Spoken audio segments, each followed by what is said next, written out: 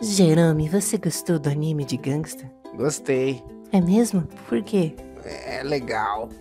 Mas você sabia que não vai ter segunda temporada, né? É, não vai ter. Sua puta!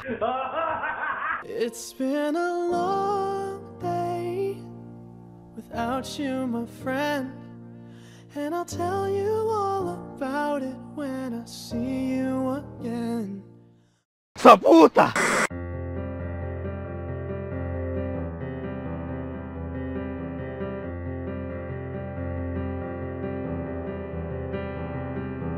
Fala galera, beleza? Caveira de novo na área, trazendo pra vocês o último review de Gangsta. E infelizmente, talvez esse seja a última vez que eu faço um review do anime de Gangsta. Esses dois episódios, eles focaram muito mais nos personagens secundários, principalmente o episódio 11, deixou o Warwick e o Nicholas de fora um pouco. O episódio 11, ele tem uma traminha muito em volta ali no Delico e no Young, eles que são os dois capos ali da família Monroe. Como foi revelado nos episódios anteriores, o Delico, ele é irmão da Erika, aquela bicha doida que entrou na Bastard matando todo mundo. A senhora é destruidora mesmo, viu, viado? Que eles focam no Delico e no Young, procurando pistas. E diversas vezes as pessoas da cidade falam da semelhança, achando que os dois inclusive são até gêmeos. Uma menina acaba abordando o Delico ali, achando que ele é a Erika, devido à tamanha semelhança que eles têm, né? Eles começam a reconstruir os passos que ela fez pela cidade, né? Segundo essa garotinha. Basicamente, do Delico e do Young é bem isso mesmo. A Connie e o Marco também aparecem bastante. É confirmado aqui que os dois têm de fato um relacionamento, né? Aliás, já ficou bem mais claro no episódio anterior.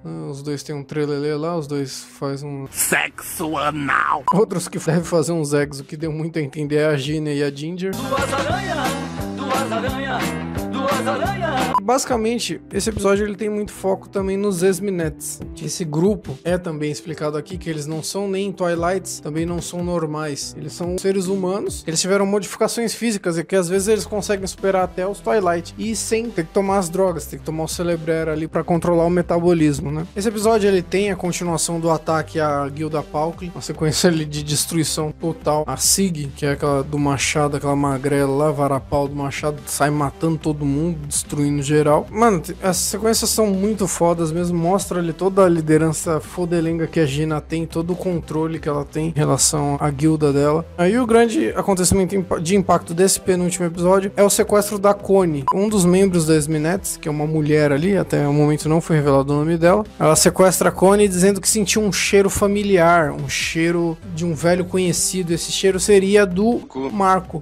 O Marco, ele é explicado no episódio 12 que ele é um ex-membro dos Esminettes e ele tem meio que um certo trauma em relação ao Striker. Teoricamente, o líder desse grupo, o mais forte deles, leva-se a entender que foi ele que fez aquele rasgo que o Marco tem na cara também. Então aí fica todo esse drama, porque eles levaram a Connie e o Marco fica sofrendo aquela coisa toda. A Joelle, que é a avó da Connie, agredindo o Marco com a bengala ali, chorando. Ela fala que ela perdeu o filho e a nora, e a Connie era a única que ela tinha, e falando que culpando o Marco da Connie ter sumido e falando que da outra vez não deixaram nada, ou seja, sumiram com o corpo. É muito dramática porque ela pede pro Nicholas, né? Se você conseguir uma cabeça, um olho, uma orelha, algum pedaço, pra você ver o nível de dramaticidade, né, dessa cena.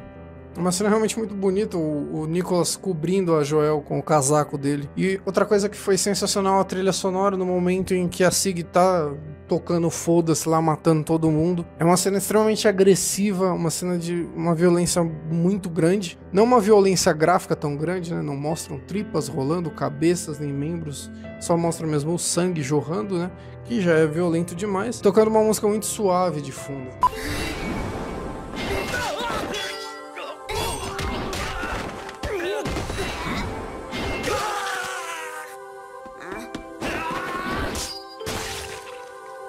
Um contraste bacana que eles souberam colocar, que dá um clima legal na série. O possível baixo que a gente tem nesses dois episódios que eu acabei não falando é o Doug. Tá tentando chegar até o Chad e ele é ferido mortalmente ali por um dos Esminettes também. Cara, essa cena realmente em que ele tá nos braços do Galahad ali, tentando falar com o Galahad, extremamente dramática, ficou muito 10 mesmo, cara. Uma cena realmente muito agressiva. Dá a entender que o Doug morreu. E morreu.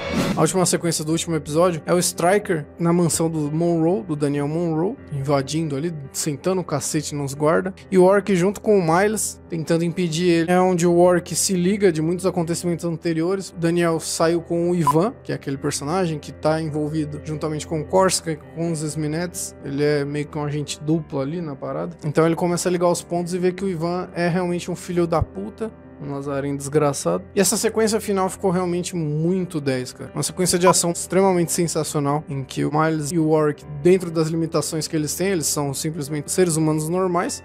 O Warwick tá no meio dessa guerra e desse turbilhão entre a máfia e os Twilights. Uma hora ou outra ia estourar pra ele, e ele lutando ali, tentando usar toda a inteligência, toda a sagacidade dele pra impedir o Stryker de conseguir chegar até o Daniel Monroe. E nessa cena é mais mostrado o quanto que o Warwick admira o Daniel Monroe, a ponto de chegar a se sacrificar. Ele acaba sendo ferido mortalmente e é jogado pra fora da mansão, quando ele consegue enfiar um tranquilizante no pescoço do Stryker. E acaba assim, né?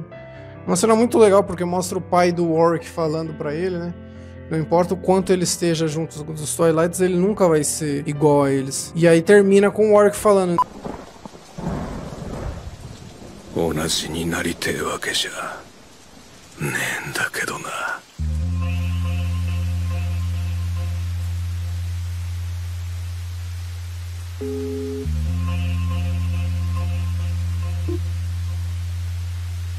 Nessa frase a gente pode entender principalmente todo o amor mesmo, todo o companheirismo que ele sente em relação ao Nicholas. Ou seja, ele tá querendo dizer que não é que ele quer ser igual aos Twilight, ele teoricamente quer que os Twilight sejam igual a ele, ou seja, seja igual a todos os outros seres humanos, sejam tratados como seres humanos mesmo, como pessoas, como indivíduos, porque o acidente, a criação dos Twilight aqui no universo do Gangsta é uma coisa que é tratada com extremo preconceito. Todos os Twilight são tratados como se fossem lixos pela maioria das pessoas. Se não fossem as 3 grandes leis criadas pela família Cristiana e pela família Monroe, praticamente todos estariam mortos. E é uma coisa até que o Corsica, utilizando os Esminettes, tá buscando, né? Completa eliminação dos Twilight. Então é um ponto bem legal que a gente pode conferir também no Gangsta, o lance do preconceito. Eles usam aqui os Twilight, trazem uma referência a preconceitos raciais que existem na atualidade, intolerância religiosa, intolerância de orientação de gênero também. O Warwick, apesar de tudo, apesar de ter toda essa pinta de durão, em alguns episódios anteriores ele ter falado pro Delico que ele odeia os Twilight, na verdade não é, ele tenta passar uma imagem que ele é uma pessoa ríspida, ele tenta mostrar isso, mas na verdade ele tem uma compaixão e identificação com os Twilight muito grande, que é o que foi mostrado nos outros episódios. Por causa do pai dele, ele se sentia diferente, ele se sentia deslocado. Uma característica que acabou fazendo com que ele se identificasse tanto com o Nicholas e com os outros Twilights. E o que faz um paralelo bem interessante com a última frase que o Nicholas, aliás, uma das poucas frases que o Nicholas tem nesse último episódio: não adianta nada. Ele já tinha falado isso alguma vez em uns episódios anteriores. Os Twilight vão morrer mesmo, né? Vai tudo pro saco. Eles têm um tempo de vida curto. Pro Nicholas não adianta nada. O Nicholas vê isso como um grande desperdício, porque eles vão morrer mais cedo ou mais tarde. Esse sentimento do Nicholas de que não adianta nada, de não ter esperança mais, tem muita ligação com a Verônica, aquela personagem que foi mostrada em alguns episódios anteriores na Bot Pussy, que tá à beira da morte. Então o Nicholas é bem interessante o paralelo que tem entre os dois. Um lutando muito pelos Twilight e o outro sabendo que não adianta lutar, porque uma hora ou outra os Twilight vão desaparecer. E acabam sendo todos os acontecimentos desse episódio. Ele acaba exatamente com essa cena, mostrando o Warwick caído no chão, e o anime acaba aí. De uma maneira geral, espetacular demais esses 2 episódios, cara. Muito bom. Todos os personagens têm a sua importância em Gangsta. Você vê que a Connie é uma personagem totalmente secundária, ela vende armas apenas pra eles ali, não tem nenhum papel tão importante teoricamente na história, mas você vê que ela tem uma ligação direta com o Marco, e ele que por sua vez tinha uma ligação direta com os Esminettes, era um ex-Esminette. Então você vê que de um personagem totalmente secundário é onde desencadeou toda a trama que viria a acontecer daqui pra frente. As próprias sequências que a Joelle, a avó da Connie, aparecem. A Joelle é uma personagem totalmente de pano de fundo, simples. Todas as sequências que ela aparece também muito boas. Você vê que a própria Alex também, que mostrou um pouco do passado dela, que a mãe dela teria teoricamente sido morta por um Twilight, e ela lembra do irmão finalmente, o Emílio, que ele tá ainda tendo uma atuação meio que nas sombras ali, inclusive no ataque na Guilda Pau, que ele fica usando explosivos e atacando meio que na surdina, ele não mostra muito o rosto. Então você vê que o mérito do Gangsta total, isso muitas vezes vezes ressalta numa qualidade de uma trama tão bem elaborada, mas a qualidade dos personagens é sensacional. O Gangsta ele tem alguns episódios muito parados, que mostram muito do cotidiano, com uma coisinha ou outra, mas você vê que durante os 10 episódios que se passaram, foi muito mostrando um pouco do dia a dia deles, enquanto mostrava uma pequena introdução da trama, sempre bem balanceado, uma coisa que eu já falei em outros vídeos. Ele caminhava bem lentamente, detalhe após detalhe, personagens extremamente bem lapidados, então não tem nenhum personagem que tá ali por estar. Sei que até a Nina, que é uma personagem que até o momento não tem tanta ligação com a trama, é uma personagem extremamente carismática. São personagens extremamente carismáticos, todos, cara. Não tem nenhum personagem assim que você fale que tá ali a mais, né? Ou tá sobrando em Gangsta. Todos estão extremamente muito bem encaixados na trama. Acaba sendo meio que de uma maneira geral. Acaba encaixando meio que também com tudo que eu já falei nos vídeos anteriores referentes ao Gangsta. Em diversos momentos nas reviews anteriores eu disse que o Gangsta ele tinha um clima de tragédia anunciada. Querendo ou não teve, pela história. O Doug teoricamente morreu e o Warwick leva a entender que ele bateu com as botas também ali, né? O mais trágico, uma notícia recente que o estúdio Manglobe, que é o estúdio que faz o Gangsta, que já fez o Samurai Champloo, Samurai Flamenco, o Ergo Proc, enfim, fez inúmeros animes e de boa qualidade, sempre animes de boa qualidade, uma coisa que eu sempre ressaltei que em alguns episódios, um episódio ou outro, teve um pequeno deslize no traço e na animação do Gangsta, mas de resto, sempre sensacionais. Mas enfim, a notícia que pegou todo mundo de surpresa é que no dia 30 de setembro de 2015, o Manglobe declarou falência, pediu falência, né? Eles estavam com uma dívida de quase 3 milhões de dólares, e aí no processo de falência, todos os bens da empresa são usados para tentar quitar essa dívida, né? Ou a maior parte dela. Enfim, o Manglobe não existe mais, o estúdio que faz o Gangsta, que teoricamente faria a segunda temporada do Gangsta. O Gangsta teve até boas audiências, eu achei isso também estranho, ele chegou a ficar em 9º lugar no Japão em determinado momento, em julho mais ou menos. Tava no Daisuke também, via streaming.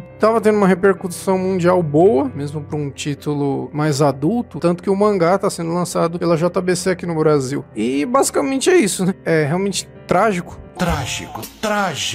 Infelizmente, até o momento não se tem nenhuma posição em relação à continuação de Gangsta. Não se tem nenhuma notícia se Gangsta vai ter segunda temporada por algum outro estúdio. Não há nenhuma manifestação em nenhum lugar. Sendo muito realista, eu acho que é pouco provável que Gangsta volte a ser animado por algum outro estúdio.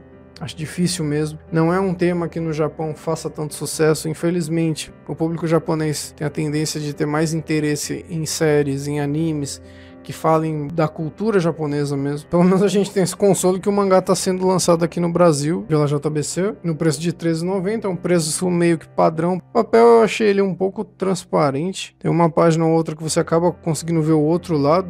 De resto, o mangá padrão, qualidade física dele, né? Essa primeira edição do Gangsta, ela comporta ali mais ou menos os 3 primeiros episódios do anime. Bom, no mais, cara, não tem muito o que eu falar. O final do anime em si não dá nem um pouco a entender de que não vai ter uma segunda temporada. Ele parece muito mais um final de temporada normal, né? Dando a entender que vai continuar mesmo. Por mais que eu acredite que seja pouco provável, ainda resta a esperança que outro estúdio venha comprar os direitos da série. Quem sabe a Madhouse seria muito 10. A Madhouse é um estúdio que eu acho que tem um perfil de Gangsta. Que basicamente é bem isso mesmo. Eu vou encerrando esse vídeo por aqui. Mais um season finale, né? Já tivemos o Gate, Soul of Gold e agora o Gangsta. Eu realmente gostaria de terminar esse vídeo falando pra vocês que o ano que vem o Gangsta volta e eu volto a falar de Gangsta, mas infelizmente eu não posso prometer isso pra vocês. Bom, gente, é isso aí. Vou ficando por aqui. Não esquece de dar uma conferida no J-Hero, parceiro aqui da rede de Suzuko, né? Também dá uma conferida nas redes sociais, Facebook, Twitter. Os links estão aí na descrição do vídeo. Eu vou ficando por aqui. Um grande abraço, um grande beijo a todos vocês. Falou, tchau, tchau. Uhul!